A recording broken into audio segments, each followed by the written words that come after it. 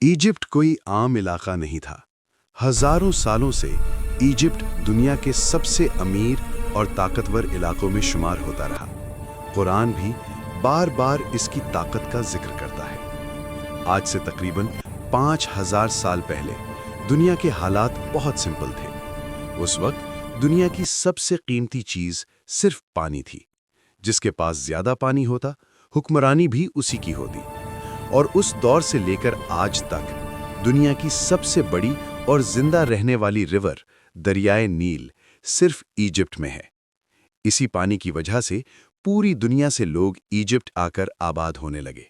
زراعت بڑھی، شہر بسے، اور ایجپٹ بن گیا دنیا کا سب سے رچ علاقہ۔ پھر تاریخ میں ایک نام ابھرتا ہے، کنگ نارمر۔ اس نے مختلف قبیلوں کو یونائٹ کر کے دنیا کی پہلی بادشاہت قائم کی۔ آہستہ آہستہ ایجپشن ایمپائر اتنا طاقتور ہوتا گیا کہ اگلے 1000 سال تک ایجپٹ نے دنیا پر راج کیا۔ لیکن جب طاقت حد سے بڑھ جائے تو سوچ بھی بدل جاتی ہے۔ 1000 سال کی حکمرانی کے بعد فرعونز کو یقین ہو گیا کہ ان سے زیادہ طاقتور کوئی نہیں۔ اور یہیں سے تاریخ کا سب سے خوفناک دعویٰ شروع ہوا۔ فرعونز نے خود کو بادشاہ نہیں، خدا کہنا شروع کر دیا۔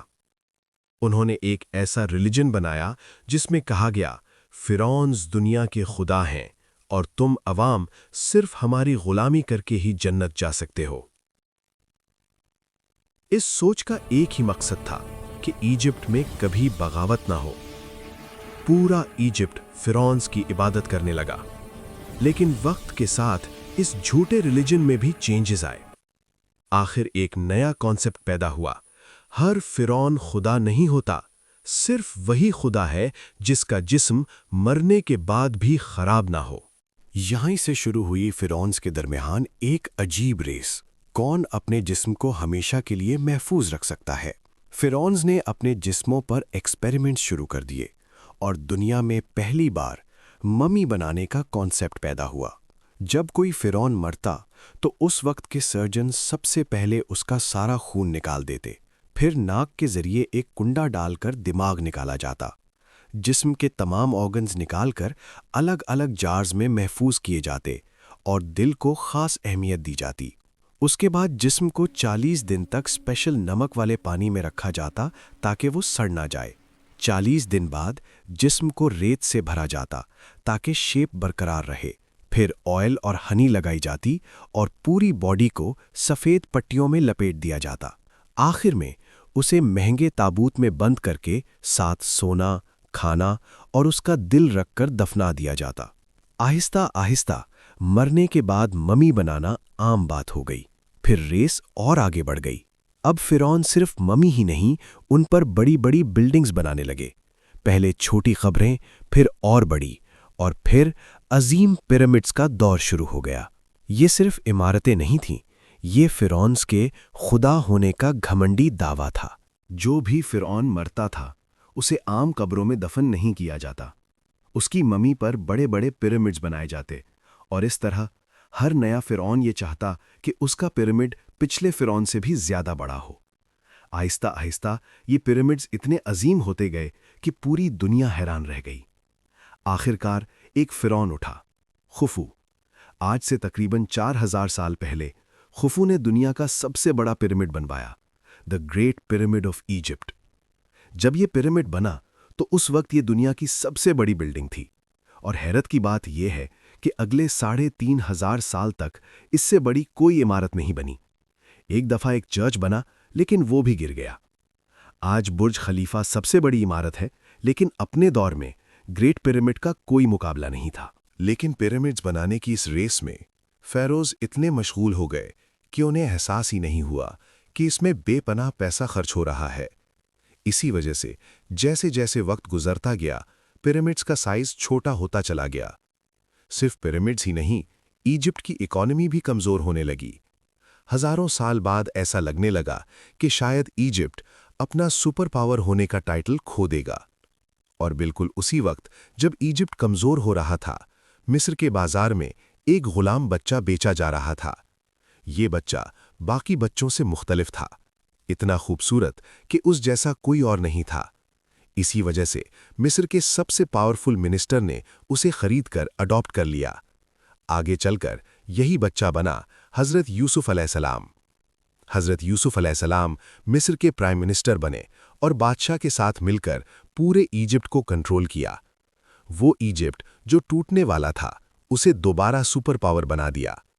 لیکن یوسف علیہ السلام کی وفات کے بعد ان کے بھائیوں کی اولاد بنی اسرائیل مصر میں رہنے لگی۔ آہستہ آہستہ بنی اسرائیل مصر کے سب سے طاقتور لوگوں میں شمار ہونے لگے، لیکن جب طاقت برابری پر آئی تو مصر میں دو بڑی پاورز کے درمیان جنگ شروع ہو گئی۔ اس جنگ کے بعد ایک نیا فرعون اٹھا جس نے پرانا خاندان ختم کر دیا اور نئی بادشاہت قائم کی۔ اس نئے فرعون نے تمام پرانے قوانین ختم کر کے ایک نیا نظام بنایا۔ آج کے بعد مصر کے باہر سے آنے والوں کو بالکل برداشت نہیں کیا جائے گا۔ اس کے بعد بنی اسرائیل پر ظلم کا سلسلہ شروع ہو گیا۔ ان کے سارے کاروبار بند کر دیے گئے اور انہیں غلام بنا لیا گیا۔ اس طرح اگلے 400 سال تک بنی اسرائیل مصر کی غلامی کرتے رہے۔